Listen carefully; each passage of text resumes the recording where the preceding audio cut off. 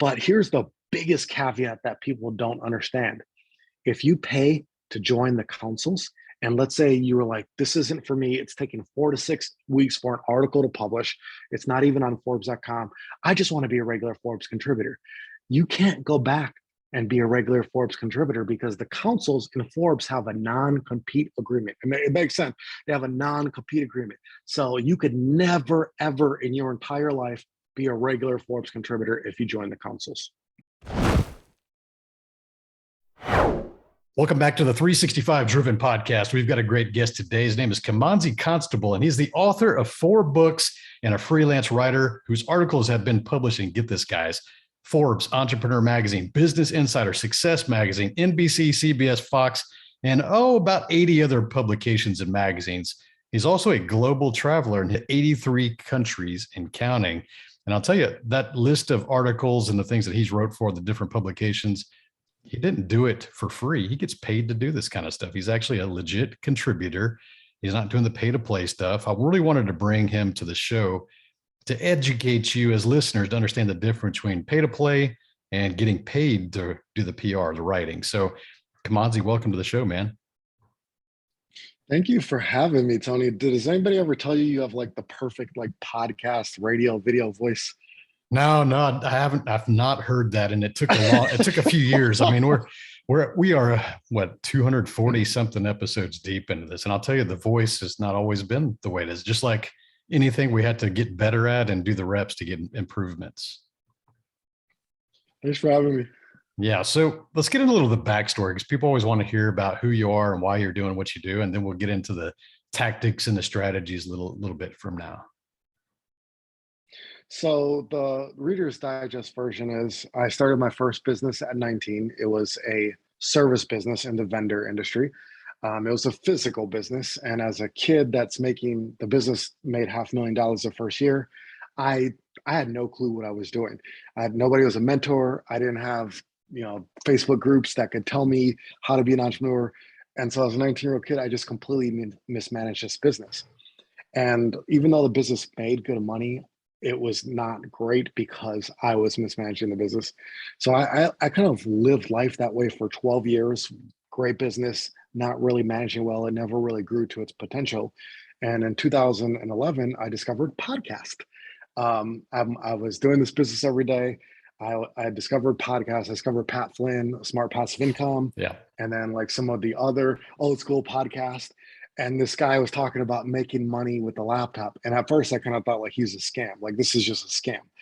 But then I started listening to him and I'm like, you know what? This guy's like making a lot of sense. Mm-hmm. So in 2011, I downloaded his ebooks The Smart Way. I wrote my first ebook because I had always kind of felt that I was a writer, but I just didn't have that background and training. But I followed what he said in the ebook and I actually self-published an ebook based off of his free lead magnet. And I put that book out to where I was excited. I told everybody, I'm like, hey, I got a book coming out. I told the people at the bread business, my parents, everybody. And everybody's like, oh yeah, I'm going to buy your book. Book comes out. Nobody buys the book. Like nobody. Like 6 months, I sold 5 copies in 6 months. And like 3 of those were to friends. Like, and I was crushed. But it got me curious. How do I actually do this internet thing? Like, how do I sell books? How do I like sell digital information products? And when I looked at the people that were really successful and the people that weren't, they had one thing in common. They had an audience. Pat Flynn talks about when he first started, he posted, 200 articles, Ezon articles out there to get the backlinks to get SEO, right? Like he built an audience that way. And everybody I saw, your Tony Robbins to whoever's, they all had an audience of people. And so I thought, if I'm going to crack this code, I need an audience. And so I spent the beginning of 2012 guest posting. I thought I don't have an audience, but I could go write an article for somebody else's audience. And if they get value, then they'll click back to mine. And in 2012, I guest posted on 80 different blogs. I was a guest on 50 different podcasts. And by the end of that year, I had a business that was doing $5,000 a month. I had an email list of 10,000 people, and I finally had an audience. And I continued that way all the way up until about 2015 when a lot of large blogs started saying, I'm only going to let people in our paid community guest post. That's a slick move, by the way. But I didn't like it at the time. And so I thought, well, if I could pitch these big bloggers, why couldn't I pitch Entrepreneur or Forbes or Business Insider? Like there's nothing that stopped me that said I couldn't. So I pitched them, and some said, no, like, what is this? Some said, well, we can work with this. And I got that first yes from entrepreneur.com. The contributions editor was a man named Peter Page. He's like, look, this is kind of rough, but I can work with it. Let's clean up. And in fact, we just launched our contributor program. So if you're willing to write 4 times a week, I'll bring you in, and 4 times a week for free. So I said yes. I got into Entrepreneur. I was one of their first 50 contributors. And the journey from there till now, to where I've been published in a lot of different publications, and now I get paid to write these articles, has just been a process of learning how to pitch and pitch in the way that they want and kind of crafting my style. And it's led to the point now where today, 2022, my wife and I, we travel full time. We document the journey. These publications pay us to publish articles about the journey, and we're just striving for more and more. Man, I love that journey. And it's just a testament of the hard work that goes into it. There's definitely a process. And, for the listeners that maybe aren't familiar with my background in photojournalism, I do have a background as well.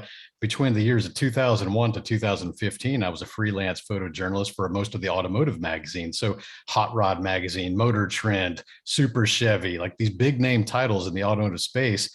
I was the one that was running around looking for different cars to features. I would photo them. I would do the editing, and I'd write the articles, basically feature articles, and some of those made covers. And guys, I wasn't doing that for free. I mean, most of those articles, like the cheapest one I ever got paid was $1,000 an article.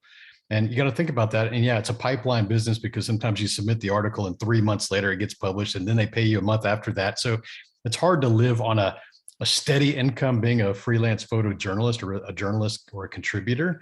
But it is possible. But the pitch is definitely the things. And we're definitely going to get into some tactics on that one, because I think a lot of people just go about it wrong. I think a lot of times they just waste time emailing back and forth or DMing people on Twitter and say, hey, can I pitch an article? And guys, these editors are hungry for good content. And if you just bring it to them, you don't need to ask permission to pitch. That's one good tip there. But so I want to get into that, because you talked about these paid to play. You hinted on it a little bit. The paid groups, we're going to pay you to do this. Like, explain to the listeners maybe who don't understand pay to play versus getting paid to write. There's 2 different camps. What are the differences? So yeah, there is a lot of specifically in publications, and we'll say this in media in general, Tony knows this, where you can pay to be placed on the publication. And then there's a difference between that and the publication paying you. So let's just be really honest about this. So Forbes Councils is probably the biggest player in the game. And what most people don't realize is the Forbes Council is not a program that is put on by Forbes. Actually, 2 entrepreneurs, I'm not going to name them here because, I don't want to get, involved in it, but 2 entrepreneurs, they started a coaches council initially. They went to Forbes and they asked Forbes if they could license their name. They pay Forbes $1 million a year to license. It was $1 million a year. It might be more money at this point, to license Forbes' name. So they can call their coaches council Forbes Coaches Council. The success of that was tremendous. So they leapfrogged it from just the coaches. Then they formed a real estate, a young entrepreneurs, a marketing, a business council, all of these councils that people on the outside looking in think that is part of Forbes. So if I went to Inc.com and I licensed Inc. name, and we have a program called Publish and Paid, and we could call our program Inc.'s Publish and Paid program, the consumer is not going to understand that this is not part of Inc.com. It's not endorsed by Inc.com. It's a third-party platform. Now, when you want to be a part of one of the councils, you will pay a fee that's anywhere from $2,000 a year to, I believe the real estate one is like $20,000 a year now. Wow. You pay that fee to the third-party platform every year. And for that, what they'll give you is a column on Forbes. Now, I put this in air quotes, and understand this for those of you that are watching this. I'm not taking a shot at anybody. If you join the council or you decide to join the council, you do you. But I'm just want to present information so that you can make an informed decision. Tony and I talked about Mhm. this. If you join the council, they say that they give you a column on Forbes. But if you look at the difference between regular Forbes contributors that are paid by Forbes and Forbes Council contributors, there's a designation by their profile that says fee-based membership program, Yes. meaning you paid a fee to be in this program. Versus a regular contributor, somebody who deals directly with Forbes, their profile says contributor, and then it talks about what area of coverage they are. So like they might be in Forbes Women or Forbes CMO Network, and then they have a regular bio. So in one, the councils, you are paying to contribute to a third-party platform to get put on a siloed version of Forbes that's not on their main site. Your articles aren't indexed on Forbes.com. They're not indexed in Google. They're on this third-party platform. Versus if you are a regular Forbes contributor, so you pitch one of the vertical editors and they say, yes, we're going to give you a column. Regular Forbes contributors are paid by Forbes. Forbes pays them for their articles. Their articles are indexed and it's all normal. But here's the biggest caveat that people don't understand. If you pay to join the councils, and let's say you were like, this isn't for me, it's taking 4 to 6 weeks for an article to publish, it's not even on Forbes.com, I just want to be a regular Forbes contributor. You can't go back and be a regular Forbes contributor because the councils in Forbes have a non-compete agreement. It makes sense. They have a non-compete agreement. So you could never, ever in your entire life be a regular Forbes contributor if you join the councils. Dude, you just taught me some new things. I didn't even realize it was a third party. I knew it was external. I knew it was hosted on its own platform that's really done a good job of making it look just like the Forbes web page. I mean, if you go look at a contributors page, a bio page versus a pay to play page, they look nearly identical unless you know the details. Like you said, like it almost says like it's a paid for content type asterisk right next to your name. Like it's pretty obvious that like you're paying to be there. Now, I did understand that the search stuff doesn't cross over. I understand it doesn't show up on things like that. But here's one of the things I did notice when I started looking at some of the notoriety type people that are in the council versus actual contributors, because I actually have been featured in Forbes without paying. I joke about that. It's on my Clubhouse signature back when I was on there, because everybody was putting Forbes in their signatures back then. So I put featured in Forbes without paying. So, but here's the biggest thing I noticed. Okay. The actual contributor, the articles that you can see, all the articles that they wrote, they have a lot of views, like tens of thousands of views on their articles. And you go to the council members, no matter how big of their name is, and they got like dozens of views, not even close. And the thing is with the councils, the two entrepreneurs that started the councils, they're actually smart. They didn't just stop at Forbes. I don't know if you know this, Tony. They actually have one in Fast Company called the Fast Company Executive Board. They have one in Rolling Stone called the Culture Council. They have one in Newsweek. Yep. And they had one in one other publication, but they have them in 5 different publications now, the same version of this program. That's crazy. That's a great business model, I guess. I mean, it's too bad the magazine guys didn't figure that out to do it directly, right? They've been paying people to create content. They could have had people paying them to create content for them. Now, the thing to understand is you can pay to be on the councils and you could legitimately think you're on Forbes or Fast Company or Inc. or any of these other places by joining this third-party platform, and you're not. And it keeps you from, if you ever want to be a regular contributor that's paid by the publication, you can't do it because of non-compete agreement. Now, the flip side to this, pay to play situation is there's a situation where you can buy sponsored content directly with the publication. Tony's very familiar with this with his background. If you wanted to buy a sponsored article on AskMan or Inc. or Forbes, you pay whatever X number of fee it is to get the sponsored content. They publish it right on their website, but it has the disclaimer, this is sponsored content, meaning, hey, you paid for this. Yeah. Now, what I've seen PR agencies do is they'll sell these listicles. I just saw a big one that just published in Grit Daily where it's like 50 entrepreneurs in Grit Daily. And then because Grit Daily is syndicated in Apple News, now they're like featured in Apple News. So these PR agencies do these little like kind of side steps where, hey, I can get you in this big listicle that's a sponsored content. It technically is going to be in Apple News, but everybody in there just kind of paid to play. It's unfortunate that I guess that these parties kind of advertise it because I think it gives people like this false sense of hope. They think that, hey, I'm getting, recognized for my merits and I applied to this thing. They kind of make it feel like it's special, right? They like, I'm applying to this, I get accepted to this, and I have to pay for this. I mean, that was the kind of the red flag for me when I started looking into it. It's like, why would I pay to write articles for a magazine that's usually paying people to write articles for magazines? And so I did not understand the non-compete part completely. And now I understand that since it is a separate company, that makes perfect sense. But that's got to be heartbreaking. I'm sure that there's been people that kind of got into that, they paid, and then they realized like, man, this isn't what I thought. And, nobody's looking at my articles unless I'm sharing them with my audience and my email list. And it's kind of like just this, it's like a front. I've had so many friends, so many entrepreneurial connections because of the nature of what my wife and I teach that are like, I want to be in Forbes. So they go and they pitch a regular Forbes vertical editor. If the Forbes editor likes what the person says, they send them an application. And the last two application questions inside for Forbes to be a regular Forbes contributor say, have you ever been part of Forbes brand voice? Have you ever been part of any of the Forbes councils? And I remember like in 2016, a person answered yes, they were part of the council, but they quit. They weren't doing it anymore. Yeah. The editor came back and said, because of the agreement that we have with the councils, you could never be a Forbes contributor. You're better off just going back to the councils. Dude, that's brutal. And they had no clue.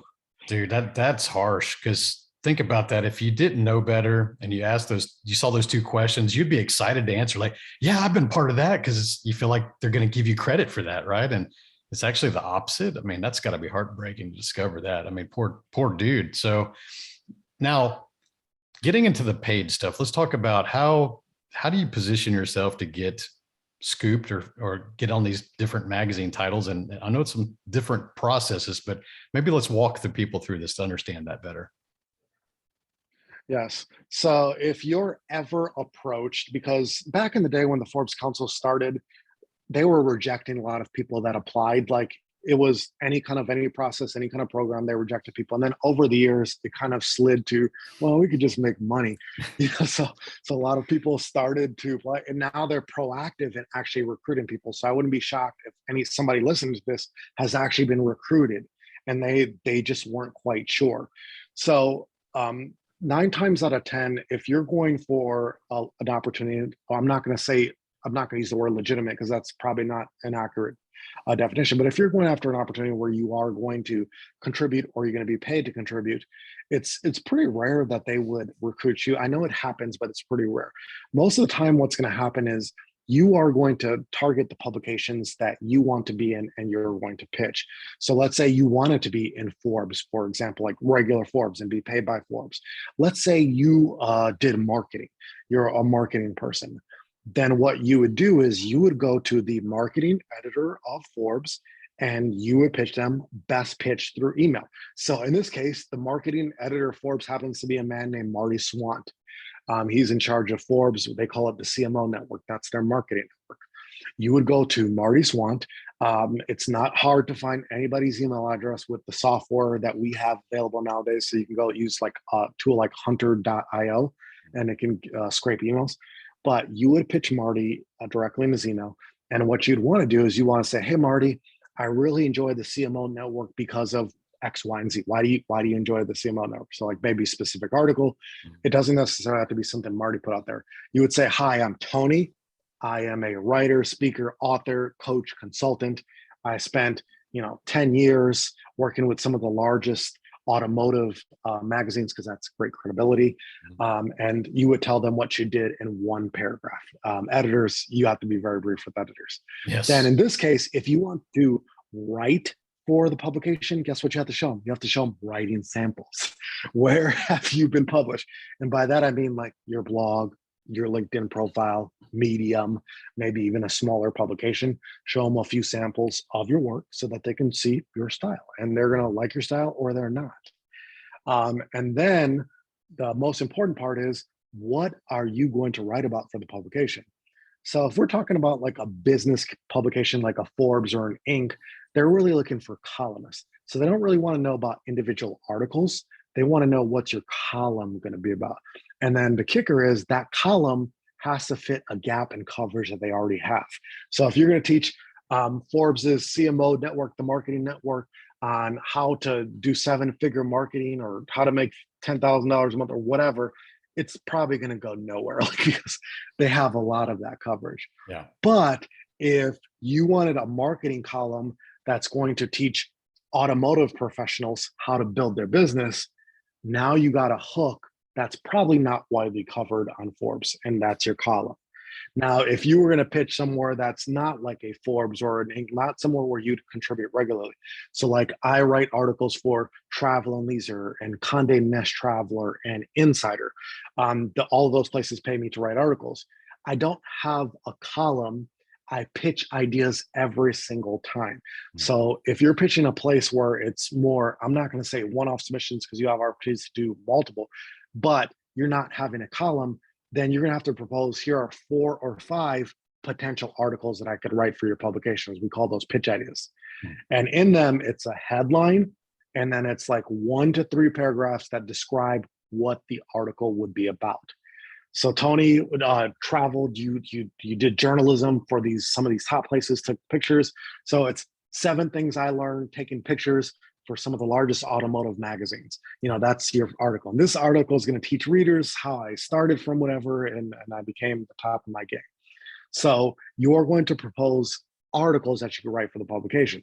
Now, most of these publications now, if you can tie in your topic to something that's going on in current events or the news, now you have a winning formula. So, like during the pandemic, there was a lot of pandemic related. I think everybody's kind of over that. Yeah. Zoom, it was all Zoom related or pandemic Zoom, related. remote teams, remote work. Remember when pivot was the word? Oh man, I'm pivoted out. I am pivoted out. Yeah. But back then, that could have gotten you into any publication. Yeah. If you had a topic related to that. So really, like, what I love about publications and being paid to write is it doesn't matter who you are. You don't have to be Tony Robbins. You don't have to be some big name. You don't have to have this extensive background. You just have to have a few samples, and you have to have the right hook. And with the right hook, you can get into any one of these publications. And these days, most of these large publications, your Insider, if you will, your Travel and Leisure, all your business publications, they pay contributors either per article or they pay them per month. And like a publication like Forbes and Inc. are what we call core publications, because if you get a column on Forbes or Inc., they will pay you for page views. So Inc. pays $8.50 for every 1,000 page views. So if anybody's on YouTube, it's like what do they call it? CPM. Yeah. That's what they pay. So it's the same thing. And Forbes pays you, it's like $9 for every 1,000. Like they have a formula what Forbes does that they'll pay you. And when you're contributing, but I will say this, for Forbes, you have to contribute 5 articles a month. For Inc., you have to contribute 6 articles a month to get paid. But with the publications that pay you by page views, it's not hard to rack up $4,000 to $10,000 a month because of the reach of these audiences. Versus somebody like me, call me a stringer. Tony can relate to this. I have to pitch a lot of articles. I have to get a lot of accepted articles to make some real money. Yeah. I mean, the things that we're building is the awareness, the influence, the authority. I mean, when you have enough articles published, especially in different magazines, they all kind of link back to you. And your point of sale occurs on your own website, your branding, the trainings that you and your wife do. So it doesn't really make sense to go chase the clickbait type payment structure from those things. It's about, hey, I want to get the credibility, put it out there, get my name out there. It's going to go like the big end of the funnel. It's going to come back to us indirectly. So, I mean, it's the same way for me, like the automotive magazines. I mean, $1,000 an article, pretty good, but the sales from selling wheels and car parts and joining my automotive communities was far better as a result, and also the credibility of being in that industry. That's what we always want, right? To be just acknowledge that we're in that industry, and we go get to attend these different conventions. We're media, we get to see things first, we get the scoop on things and get to bring it back to the community. So there's different perks that you get for being in media that unfortunately, like the pay to play thing, you kind of get missed out on that kind of opportunity and you don't get to see the inside of it. And I mean, that's why I focus from day one. I've always wanted to be published by a publication versus joining one of these councils or being featured. So, like in the space that we're in, being featured is also a really big thing, meaning you're quoted in an article with some other Yeah. people or maybe by yourself. Because unfortunately, in our world, there has been a lot of people paying to get placements. Yeah. Now, as a contributor, I write for a lot of these publications. Every one of them has had me sign a contributor agreement. That contributor agreement has been very clear. You cannot take money for links, mentions, sponsor posts. I can't take money to write about and feature businesses. Yeah. There are contributors that do take money directly from PR agencies and directly from people. And that is, I think, what precipitated this whole conversation is Forbes in particular did a hard reset. They got rid of over 400 contributors in the last couple of months because of all the contributors that were getting paid for placements. And then anybody that was like featuring like a lot of people in their articles, they're like, well, we don't know, who's doing what. So we're just going to do a clean sweep and we're going to get rid of them. Entrepreneur followed suit. It's kind of funny that there was a PR person that was pretty well known and they were advertising placements in like Joe Rogan and Forbes and Entrepreneur. And the chief editor of Entrepreneur went on his post and said, we don't sell editorial. So at worst, you're misleading your audience, but I suspect you're a scammer. Like the chief editor actually went on a Facebook post and said this. So a lot of these publications are hip to the game and it's just not worth it. Yeah. The chief editor you talk about of Entrepreneurs at Jason. Jason Pfeiffer, yes. Yeah, Jason's actually been on this show. So yeah, we didn't have that kind of conversation about it, but I could definitely see him doing that. He's funny like that. He's very active on social media and you're not going to get things past him. And literally you're advertising things that are against their terms of agreement. That's pretty fun to call out in public, and I'm sure that whoever posted that probably either deleted it or just kind of made up some excuses as a result.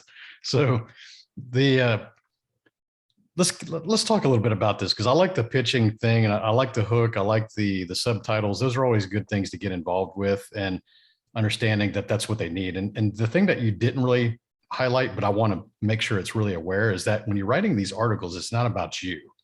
It's not about you. It's always about what am I sharing or what am I teaching or contributing to the readers, the audience, because I think a lot of times people that are new to this, just like people that want to write a book. I mean, people come to me, hey, you wrote a book and, I want to write a book. And what do? They always start talking about this autobiography. They always want to tell their history of their life in a book. And it's like, who's going to read that? That's cool that you want to do that, but explain to why is it so important to have that shift of focus away from yourself? Yeah, so I wasn't a journalist. And in fact, I was kicked out of my parents' house at 17. I was homeless. I lived in a homeless shelter for 18 months. I dropped out of high school. I got a GED and then just kind of figured life out that way. So I tell you that to tell you, I didn't come from a journalism background. So when I started getting into this, I wrote like a lot of how-to pieces. So here's how to do marketing. Here's how to do whatever. And those were great. But then once I really started shifting into the arena of getting into some of the larger ones and being paid for them, the focus that the editors wanted is more reported stories and personal essays. And by that, what I mean is they want pretty much what they want is coverage on a topic. So I'll give you an example. I just wrote 4 articles for time.com. 2 of those articles were profiles of other business owners, not myself, other business owners. And the other 2 were reported stories on the best side hustles and working from home. And in every one of those articles, I was interviewing and featuring other business owners, their story, what they experienced, the lessons learned. I had to interview people for those stories. Mm-hmm. That's what they liked. When it came to an article that I just wrote for Ask Men, I wrote an article about how 7 entrepreneurs made their first $1 million online. I wasn't one of those entrepreneurs in the article. It was 7 people that I interviewed that were sharing their perspective.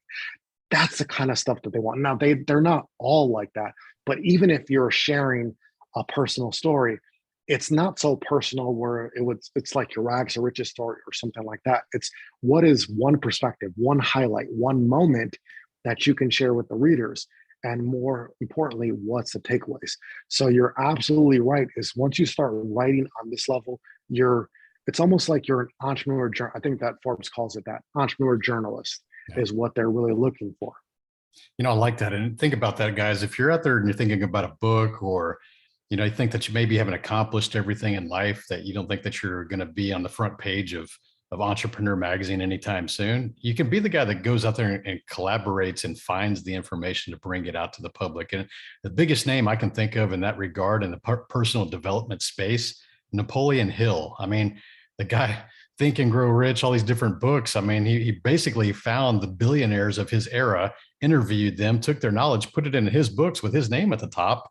And he became very successful, very famous for just being the person that gathered the information and put it in a book, published it to the world. The books still get referenced today. So, be the person that goes out and finds the information, the scoop, the stories, bring it to the people, and you'll gain that same notoriety over time, and hopefully some success behind that. So the other thing I talk about is HARO, HARO, for the people that aren't familiar with it. We see this. Okay, it's an acronym for Help a Reporter Out. I used to be on that email list, but oh my God, they spam me. It's like 3 emails a day. It's almost like you need your own inbox called HARO at whatever your website is, because they just send you nonstop story. They're looking for Some people do. Yeah, it's crazy. So what's your opinion on HARO, and do you ever use it? I used to use it back in the day. I got my first few features and press from Haro. It's great because it's permission based, right? Like Seth Godin talks about permission based marketing. They're actively looking for sources for content. So if you respond, you can be one of those sources. And I remember one that was for USA Today. I responded to it and I got featured in the USA Today. I didn't pay. I just responded. The thing that I have found, I don't do it anymore. It's because you almost have to be lightning quick to respond. I find that if you wait a day or you wait 2 days, like your chances, like, I don't have science to this, but they feel like they decrease dramatically because of how many people are on that list and how many people that are responding. But if you have the time, it can be a great way to get some press in all kinds of places.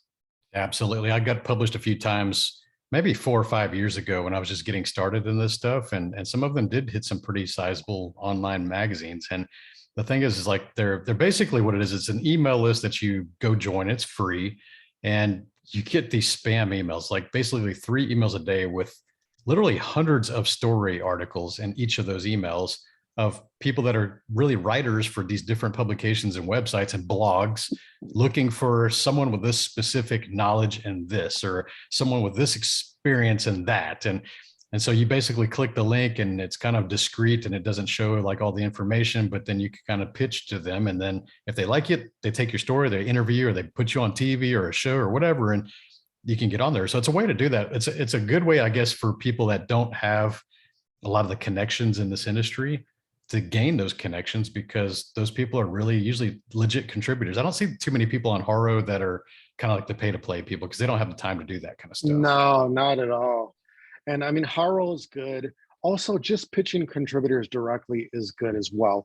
In a time where most of the content on a Forbes or an Anchor or Entrepreneur is by non-staff outside contributors, so somebody like myself, Tony, and other people that are contributors, you could pitch me directly if you had a good story. Now, I'm not telling you to pitch me directly, but if you notice, if you look, just scroll through my Facebook, you would see that I put out like calls for sources all the time, because if I have to have 10 people in an article, I have to have 6 people in an article. That's a lot of people. Yep. And I'm not using anybody that's a client, current client, or former client. Those people I cannot include in the article. Mm-hmm. So technically it's like 16 strangers. So I'm always looking for sources. But if you found a contributor at a Forbes or an Inc. or an Entrepreneur or a Fast Company, and you gave them an angle why it would make sense for them to feature you, and or you said, hey, when this article is out, I'm going to promote it everywhere. It's going to bring more page views for your article. That's a win-win.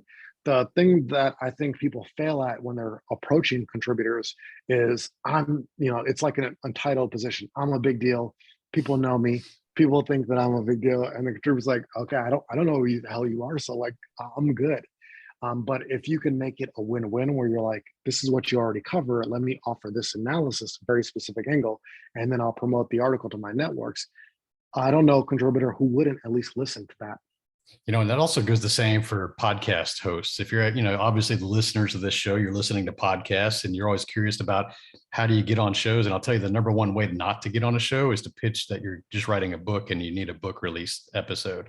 Because when you pitch yourself to just go promote yourself on a show, that's terrible, because that's not really the base of the show. The base of the show is to bring in interesting people, educate the audience, the listeners, the viewers, to get some more insights, knowledge, takeaways. So it's about giving. So even if you were coming out with a book, you're always going to get an opportunity to mention something, usually at the end, like, how do they contact you for more? Those kind of things. But you can't pitch based on that book. You can't pitch based on that product, that service that you're trying to promote, because that's the biggest turnoff. And I think that I see those. I mean, I get at least a dozen inquiries a day for people to come on the show, and 90% of those are wrong. They're just wrong. Okay. And those people need to hire someone like a counterpart to you, because I know you're not going to go help people coach them do that, but they need to have a counterpart like you that goes, hey, this is how you pitch. This is the right way to do it. So it's. And I mean, there's something to be said about adding value. If you add value to somebody, they're naturally going to want to know what's going on. I mean, when we used to work with clients back in the day, and we used to coach them on like even doing a podcast interview. Mm-hmm. And I remember one client, I'm like, don't talk about your book on the podcast. Like, don't talk about your book. Don't talk about your coaching. What does this person do? They go on there. The whole episode is, in my book on chapter 16, I talk about. The podcast host came back to me and they're like, I can't use this. This person didn't actually add value. It's terrible. Like, and if you just not mention what you did at all, like don't mention what you did at all, just give straight value. People are going to be curious and they're going to go check it out, and you're going to get a better sale that way. Always, man. I actually had this one episode early on, probably my first year, that the guy was an affiliate marketer, but I didn't understand that he was like doing it full time. It was like a side business of his, doing the affiliate thing. But I shit you not, like every comment that he had is like, he give you the value and they go, but if you'd like to learn more, go to www, then it's / his name. It's like, okay, the first couple times I heard that, it's okay, I'll let that slide. But it got to be almost like every answer he had some kind of affiliate that he was directing people to go buy something. I was like, this guy, needless to say, that the episode did not air. And the sad part is that there was good pieces of value kind of embedded in there, but it should have been the overwhelming thing, not the little pieces, right? So yeah, definitely don't talk about your business and try to get all slimy and trying to get business through people's interviews. Just give the value. People will always come back and find you. Go, hey, I heard you on the show. Good stuff, man. Like, I looked you up and I need that service, right? It's kind of indirect marketing if you think about these kind of shows. So let's say that from the perspective of an editor or someone that's a columnist, they get pitched and they see your stuff. What's the next step that they do? Do they go to your social media and like validate you, or do they kind of go looking around and see what you're all about? I mean, do they do this kind of stuff before they accept the idea? LinkedIn probably is the first thing that they do. Editors, journalists, all of them use LinkedIn. Check out your LinkedIn. Okay. And then Google.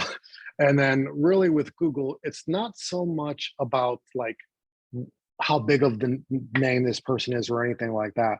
It's more so liability. So if I Google you and it pops up like scam alert or whatever, like, I don't know, like something wild, you don't want to associate yourself with whatever is going on there. Like it's liability 101. So like I'm a senior editor at the Good Men Project. I accept pitches for control. So if you all have anything on the topics of, I'm in charge of the business section, business, Good Men Project. We got a great site, 3 million visitors. Mm-hmm. And that's something that I do on a volunteer basis. I'm going to, when somebody pitches, I'm going to Google their name and just make sure that like nothing crazy pops up. Nothing crazy pops up.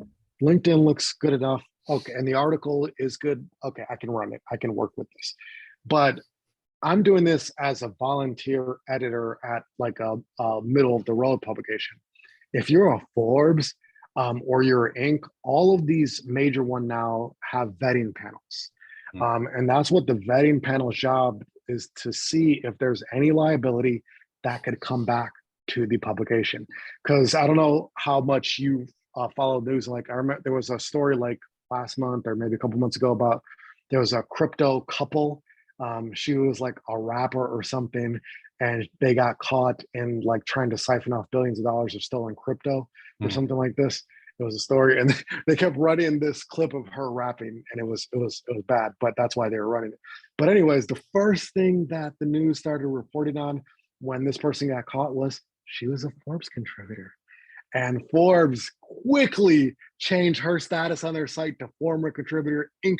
quickly changed that status because these large companies, they fear liability. Yeah.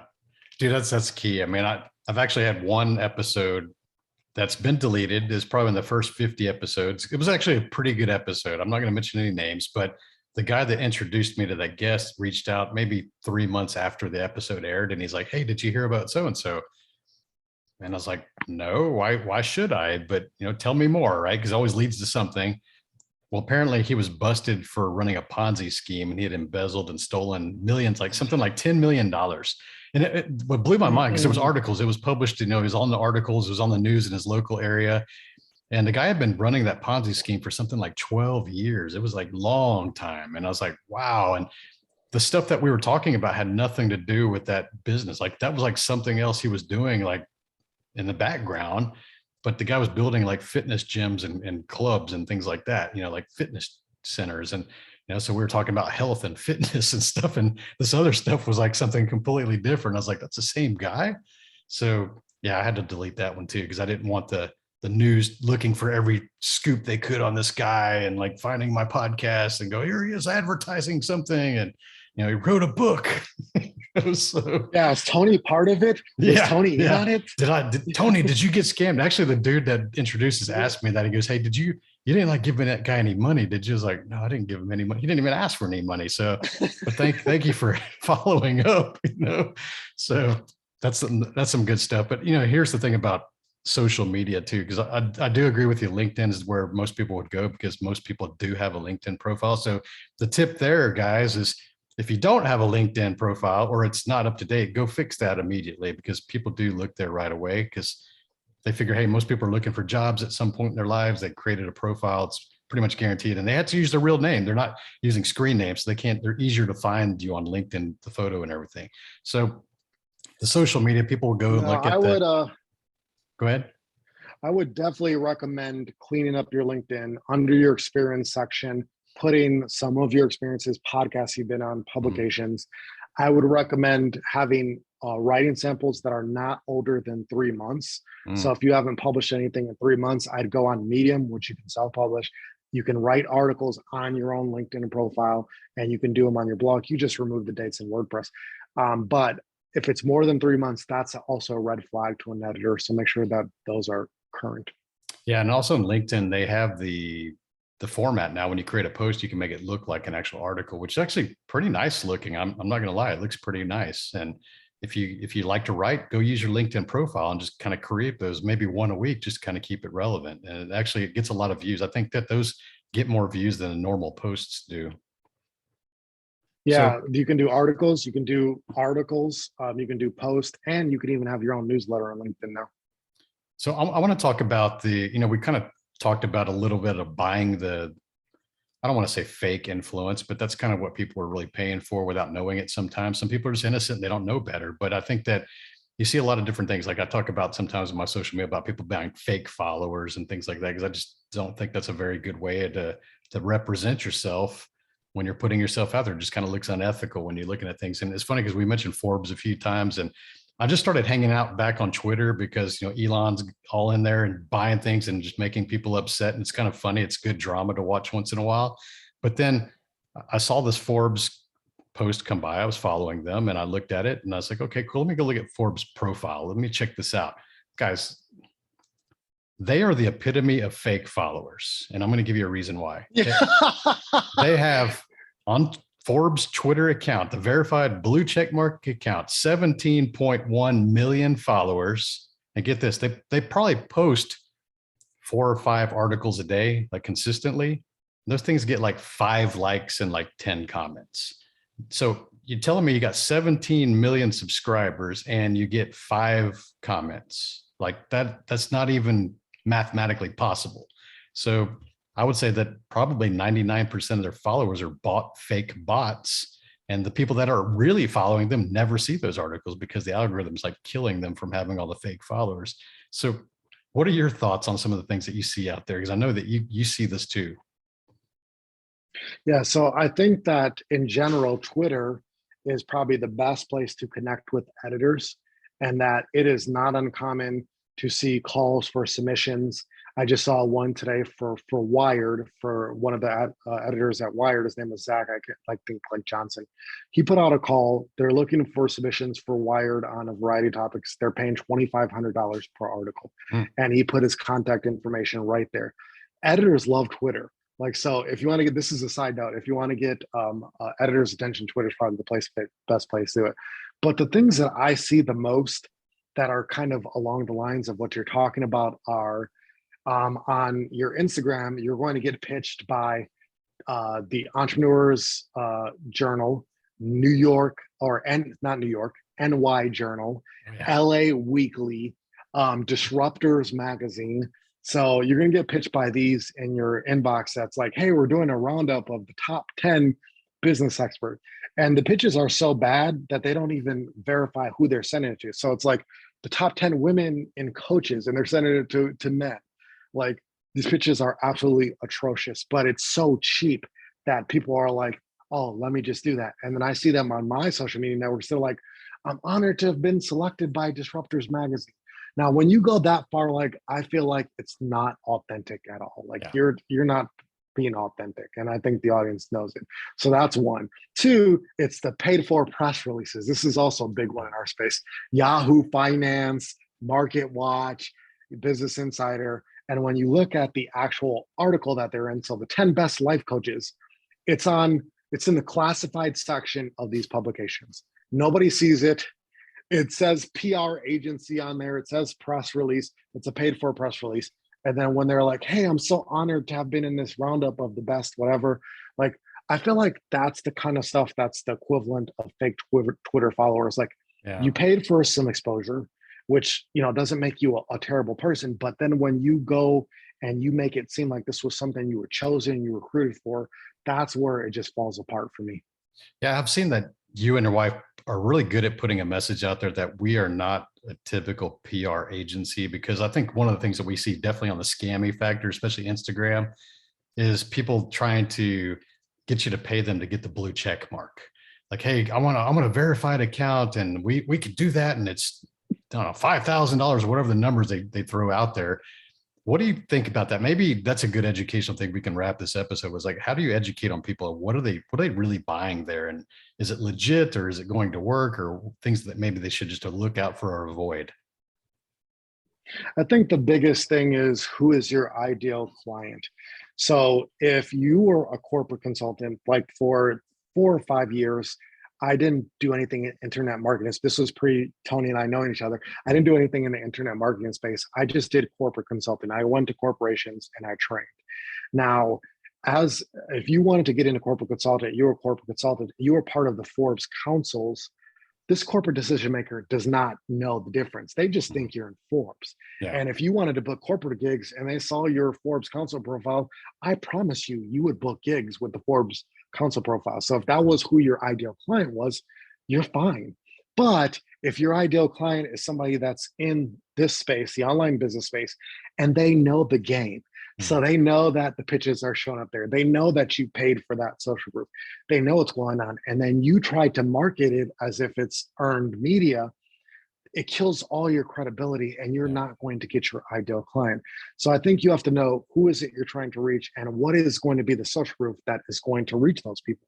And at the end of the day, I think you should always err on the side of authenticity. Yes. So you paid to be in there. You say, hey guys, I shared some thoughts in this roundup article. I'm going to respect that a lot more than you saying, hey, I was recruited for this. People have been paid for PR and media as long as it's been around. Like that's the thing. Even celebrities do it, right? Like even celebrities do it, but they're not unauthentic about the approach. So I think really this comes from, who's your ideal client? How are you going to present it? And really, does this feel in alignment for you? Because a lot of times it feels icky for a reason. Yeah, but going back to the verification stuff, I know that the Oh, yes. The easiest way to get verified is to have your published articles of you in leading magazines, but those pay to play things, the council articles don't count towards that, do they? They do not count towards that. And really, like, if you are published, that can definitely help you. Like a lot of times they want to see that you've published. If you've been written about in an authentic way, that will help you get verified as well. But I also go back to, why do you want to be verified? Right? Because if you want to be verified just because you want to be verified, that's great. But if you want to be verified because you think that's going to get you business, I feel like verification is something that's sold as a great opportunity by those that are going to make money selling you the opportunity. That's the opportunity, is them doing it. Yeah. So yeah, this is some good stuff, man. And it really has opened up the eyes, hopefully, and the ears of the listeners that understand that, there's different avenues and different paths to get to different goals, but always be careful. I like that you said err on the caution of just being ethical and doing things the right way, because you don't have to keep a handbook of lies and keep your story straight if you just do things the right way. And always ask questions, because I think in my 49 years of age, I realized that if it looks too good to be true, it usually is, right? If there's an obvious shortcut that nobody else is taking, like, you have to ask, why are they not? Why isn't everybody taking that shortcut then, right? So good stuff, man. Tell the listeners maybe about some of the services that you provide and how they can find you. Yeah, you can find me at kconstable.com. That's KCONSTABLE. You can go there. You could see all of our articles if you want to know in depth on like how to get into these publications, how to get featured in these publications. We have full on 2,000 word step by step with picture post that walk you through it. You don't have to pass a dime. They'll walk you through it and it will teach you how to do it. If you want to speed up the process a little bit, maybe even see some of our pitches, we have a membership community called Publish and Paid. It's publishandpaid.net. You could check out the details there and see if that's an alignment for you. But more than anything, I did this on my own without paying anybody to learn how to do this information. Really, it just comes down to, what's your hook, what's your pitch, and there are a lot of publications that you could pitch today that are looking for all kinds of stories. So, I mean, I hope this is helpful. And just go into every situation with your eyes open. And I want to give you the opportunity to close this episode, maybe to that one listener that's been paying attention, that wants to be in this. Convince them why they should be published. Yeah, so I like being published versus being featured, because if you're published, having that contributor account, that's not something that you can legitimately buy at any publication. They don't sell contributor accounts. So you have an extra piece of credibility that's a little bit different than kind of being featured. You are showing your expertise through thought leadership. That's one of the best ways to demonstrate your expertise. When you're writing articles consistently, it might even just be once a month about whatever it is that you teach. You're going to show consumers that you know what you're talking about. Places like Insider, Forbes have over 100 million website visitors, verifiable website visitors. Lots of traffic, you're getting lots of eyeballs, you're getting lots of opportunities to reach new consumers every time you show up in search for different terms. Domain authority, like the article that I'm writing for Time, that's published on time.com, they have a 94 domain authority. So I'm publishing an article about the best side hustles. I suspect at some point I'm going to start to rank for that term. So it's great social media. It's great social proof. If you ever want to book paid speaking, corporate consulting, you have those publications and they can go back and they can read your expertise on that content versus like 10 seconds in a feature with everybody else. When they can just see your expertise fully demonstrated, that's what helps you book the better gigs. I think all around, it's just something that could help you build your email list, sell more books and products, book more speaking gigs, get some new clients, and sell courses. All good things, man. I love this episode. And thank you, man, for coming out here and sharing this information with people. They really needed to understand the differences. And I think that you did an exceptional job of highlighting the pros and cons of both sides and maybe avoiding some pitfalls to get away from. And a good episode overall, brother. And thank you for sharing that information. Thanks for having me, Tony. I really appreciate it.